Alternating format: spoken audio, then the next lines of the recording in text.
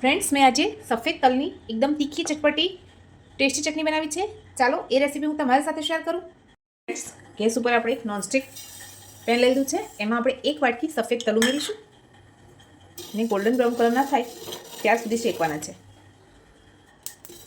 તલ આપણા શેકાવા લાગે છે. હવે ગેસની ફ્લેમને ઓફ કરી દઈએ અને સરસ શેકવાના છે. તવો ગરમ છે એટલે સરસ શેકાઈ જશે.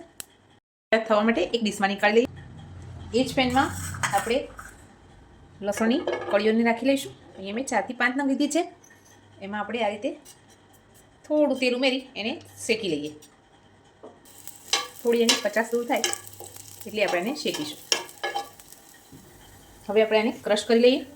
તો મિક્સર જારમાં આપણે તલ ઉમેરી લઈએ. શેકાયેલી લસણની કળીઓ ઉમેરી લઈશું.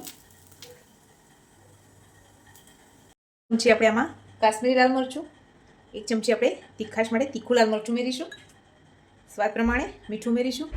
આપણે એને ચટપટો ટેસ્ટ આપવા માટે લીંબુનો રસ ઉમેરી દઈશું. હવે આને ક્રશ કરી લઈએ. થોડું આપણે પાણી ઉમેરીશું. ફરીથી એકવાર સરસ ક્રશ કરી લઈએ. સફેદ તલની ચટણી બનીને તૈયાર થઈ ગઈ છે. હવે એને એક સર્વિંગ બાઉલમાં નીકાળી લઈએ. સફેદ તલની એકદમ ટેસ્ટી ચટણી બનીને તૈયાર થઈ ગઈ છે. તમને આ રેસીપી કેવી લાગી કમેન્ટ કરવાનું ભૂલતા નહીં. લાઇક, શેર અને સબસ્ક્રાઈબ પણ કરી દેજો. Thank you.